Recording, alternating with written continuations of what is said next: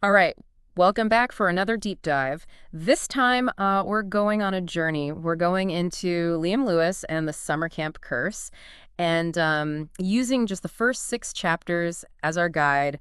I'm really excited for this one. There's a lot to unpack here. Hidden details, character analysis, and I'm sure some speculation about what's going to happen next. Well, and I think what's particularly interesting about this one is that we're essentially dealing with a narrative in progress, right? It's almost as if we're a couple of literary detectives, piecing together clues while the author is still writing the story. I know, right? It's so cool. So we meet Liam, our main character, and he's that classic rebellious teen, but we don't just get told he's mischievous.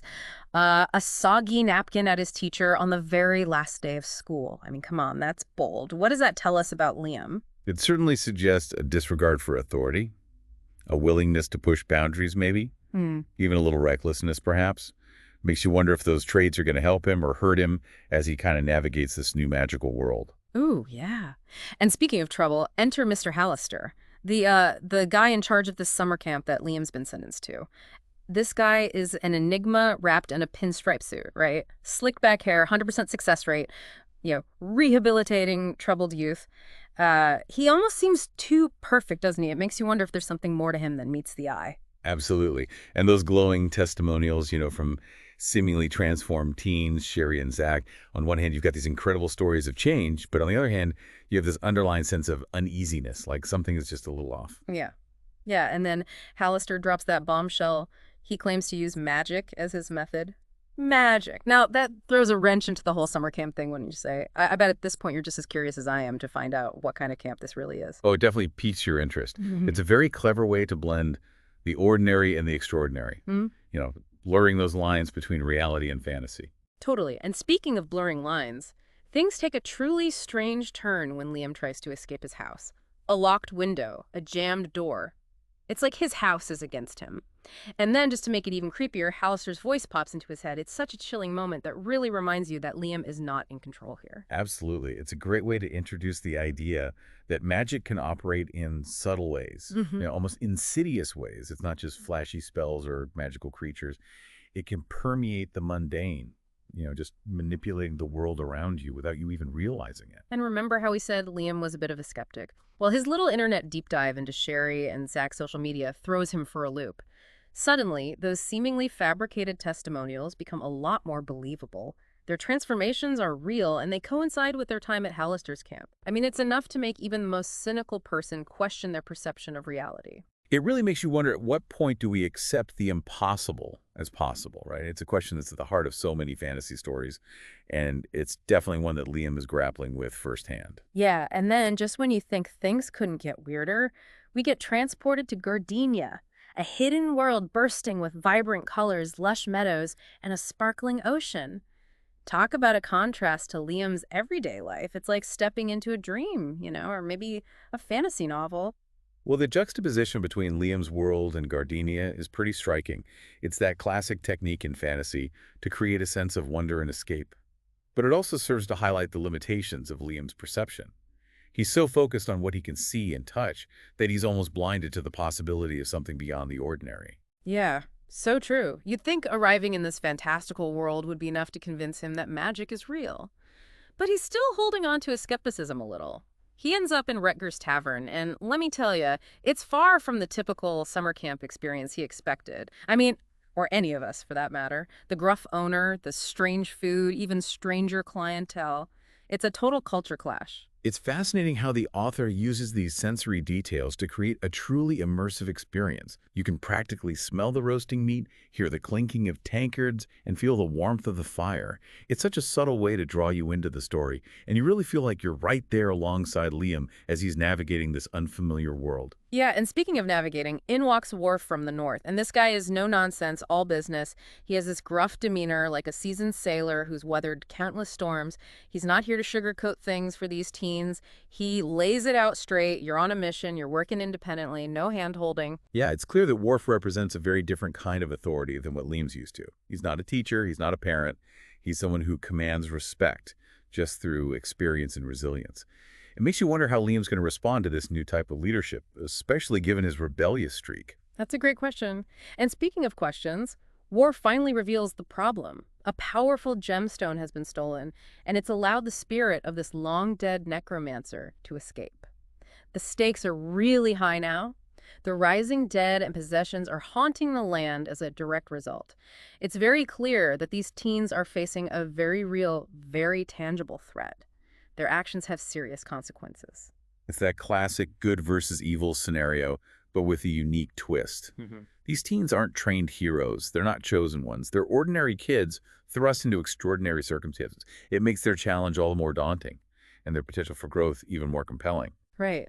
And to help them on their way, they're given this shadow map. And this seemingly blank piece of paper magically reveals their location and destination, but only as they need it. It's like one of those video game maps that unlocks as you progress, adding this element of mystery and discovery to their journey. I think it's a clever way to represent the idea that knowledge and understanding are revealed gradually, often in response to our needs and our willingness to embrace the unknown. It's kind of a metaphor for life, wouldn't you say? We don't always know what the future holds, but we have to have some faith that the right opportunities, the right information will appear when we need them. Oh, I like that. It adds a whole other layer of meaning to it. Okay, so to add to their arsenal, Rutger equips them with enchanted clothing and specialized gear. Now, we don't know the specifics of these items just yet, but the fact that they're enchanted suggests they have some serious power and potential. It's like the author is giving us just a glimpse of those magical possibilities that await them without revealing all the cards. Oh, it's masterful. It really builds that anticipation and keeps you engaged. You're left wondering, what are the specific properties of these items, right? How are they going to help the teens overcome the challenges they're going to face? It's like planting those seeds of possibility that will kind of bloom as the story unfolds. And just as they're about to embark on their quest, bam, a sudden, violent storm forces them to take shelter in this really dark and imposing forest. It's like the world itself is against them, just testing their resolve before they even begin. What do you make of this sudden turn of events? Well, I think the storm has a lot of purposes. On a literal level, it creates an obstacle, forcing them to deviate from their planned route, Hmm. and they have to confront the unknown. But on a symbolic level, it represents the turbulent forces that are about to be unleashed in their lives. It foreshadows the challenges and dangers that they're going to face, both from the outside world and from within themselves. Yeah, the storm isn't just a plot device. It's a metaphor for those inner turmoil and external conflicts that are about to erupt. And with that image of the teens huddled in the heart of the forest, bracing against the wind and rain, we're left hanging on a cliffhanger, eager to discover what awaits them on the other side. You know, it's fascinating how the storm is used as more than just a weather event, right? It's like a symbolic threshold, pushing these teens further and further from their comfort zones and deeper into this magical world.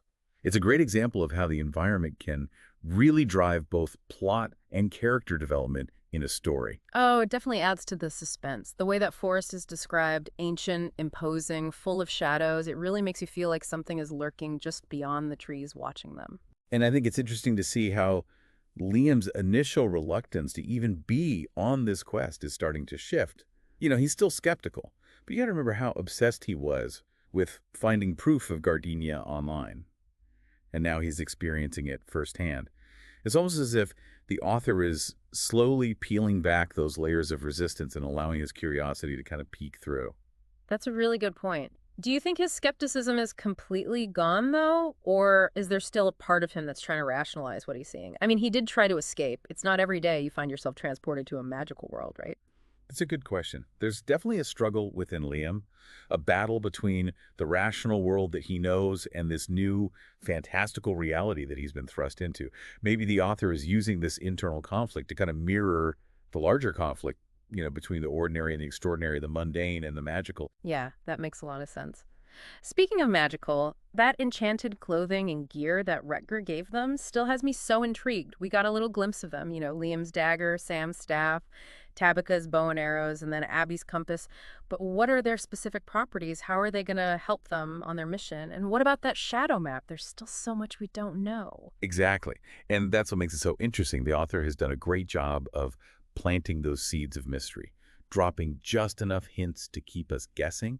It really makes you want to keep reading and just uncover those secrets that are hidden within these objects. Oh, for sure. Especially that shadow map. I love the idea that it only reveals information when they need it, almost like it's guiding them, testing their trust in the process.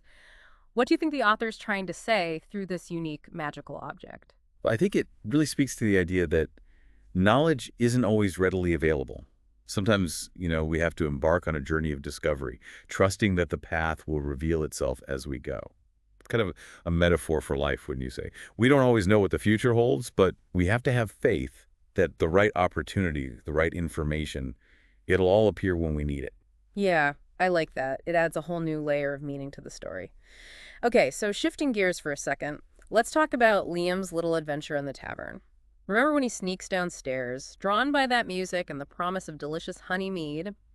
Ah, a teenager's curiosity getting the better of him. Classic coming-of-age trope, isn't it? That allure of the forbidden, the desire to push boundaries, experience new things. But in this case, Liam's curiosity leads him into a situation that's both fascinating and dangerous. Those magic-infused drinks seem to have some pretty unexpected side effects. Oh, absolutely. Remember how they make him want to dance uncontrollably?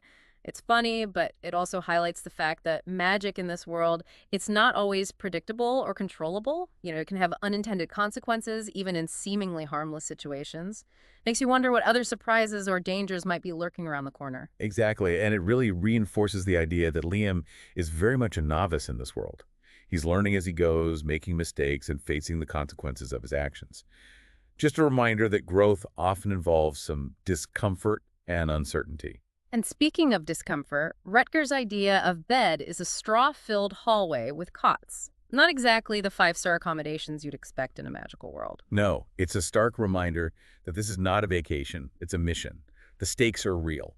This is a world where comfort and convenience, they kind of take a backseat to survival and purpose. So true. Okay, so speaking of purpose, in walks Worf again. And this time he's ready to brief them on their mission. He dives deeper into the lore, the whole background of this necromancer. He really paints this vivid picture of her power and the lengths people went to imprison her. Talk about raising the stakes. Yeah, it's a great way to introduce a backstory, to give us that sense of history, the forces at play. We learn that this necromancer isn't just some random villain. She's a powerful figure whose return could have catastrophic consequences. And that chilling warning about the curse, right? The rising dead, the possessions, literal chills. I'm getting Stranger Things vibes here, like with a touch of classic fantasy thrown in. Makes you wonder if these teams are even equipped to handle this, or if they're in a way over their heads. Definitely. Yeah. There's this sense of dread and anticipation building. You're left wondering, what's going to happen if they fail? What are the true consequences of her return? It's a question that really hangs over the entire story, adding another layer of tension. And those personalized items are still a mystery. We know Liam gets a dagger, Sam gets a staff, Tabitha a bow and arrows, and Abby a compass. But what do those symbolize? How are they going to use them? It's like the author is giving them tools that are both practical and symbolic, hinting at their individual strength and potential roles in the mission. It's a classic element of fantasy, and it's done really well here. It makes you think about the characters on a deeper level, analyzing their personalities and how they might use these objects to overcome the challenges that lie ahead. And then just when you think you have a handle on things, the author throws in another twist. Just as they're about to leave, a massive storm rolls in, forcing them to seek shelter in this ancient forest. It's like the world itself is against them, testing their resolve before they even begin. And what I find so interesting is how that storm is both a physical and metaphorical challenge. It disrupts their plans, they have to rely on their instincts, it pushes them into this dark, mysterious environment. It's a brilliant setup for a confrontation with the unknown, both externally and internally. Oh, it's a classic storytelling technique, using the environment to reflect their inner turmoil. And with that image of the teens huddled in the forest, bracing against that wind and rain, it leaves us wondering what's waiting for them on the other side. What secrets are hidden in the depths of this ancient forest? It really feels like that storm is more than just bad weather. It's like a test, pushing them to their limits before they even face the necromancer. Even huddled in that forest, they all react in different ways. That's what makes it so compelling. Liam's all about practical survival, while Sam's understandably freaking out. Tabitha seems to be the calm, collected one. And Abby, well, she seems almost excited by the danger. It's a subtle way for the author to show us their personalities under pressure. Yeah, it makes you think about how you'd react in that situation. Would you be the level-headed one, or would you be like clinging to a tree for dear life?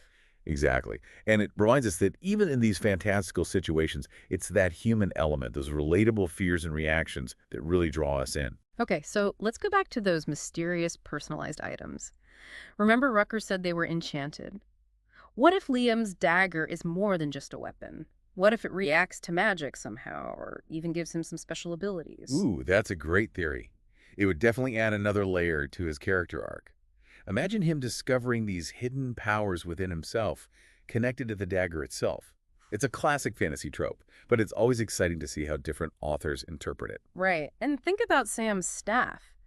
Maybe it amplifies his connection to nature, allowing him to draw strength from the forest, or maybe it enhances his magical abilities and he becomes a more powerful wizard than he even realizes. And what about Tabitha's bow and arrows? What if they have some magical accuracy, making her an even more formidable archer? Or maybe the arrows themselves are special, like they can pierce through magical barriers or dispel illusions. Oh, I like that. And Abby's compass. Since she also has that shadow map, what if her compass helps her navigate through magical landscapes, even when the map isn't giving clear directions, like a magical GPS leading them toward their destiny?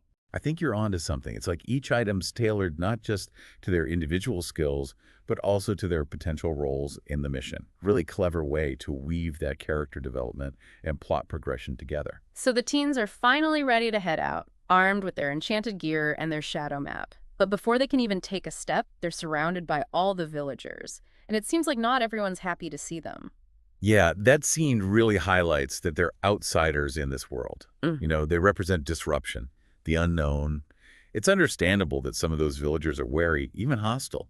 It adds this layer of social complexity to their mission, reminds us that navigating human relationships can be just as challenging as battling magical creatures. For sure, you can sense their vulnerability there. You know, that feeling of being judged and scrutinized by all these strangers, and that old man laughing at Liam, it's almost like it foreshadows the ridicule and challenges they're going to face along the way. It's a good reminder that their greatest obstacle might not be the necromancer herself, but the prejudices and fears of the people they meet along the way.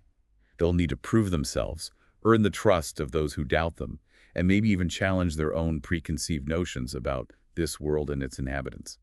So after our deep dive into these first 6 chapters, what are your biggest takeaways? What's got you hooked, and what mysteries are you most eager to unravel? You know what stands out to me is how the author blends those classic fantasy elements with these relatable teenage experiences. You've got magic, mystery, this looming threat, Yeah. but we also have the awkwardness of fitting in, the thrill of rebellion, the excitement of discovering your own potential. It's a story that really speaks to our inner child and our adult selves. I totally agree. And the ending of chapter 6, with that storm in the looming forest, it's the perfect cliffhanger. I need to know what challenges they face, how their enchanted items will help them, and ultimately if they can defeat the necromancer and save both worlds. That's the beauty of these deep dives. We're all on this journey of discovery together. As you continue reading, I want you to pay attention to how the characters change, how this magical world unfolds, and how those seemingly insignificant details might actually hold the key to the story's biggest secrets. Exactly. And to our listeners, we'll leave you with a few questions to think about as you continue reading. What role will those villagers play? Will Liam's rebellious nature help or hinder him in this new world? And what secrets are hidden within those special items? Let us know your theories. We want to hear what you discover. Until next time, happy reading.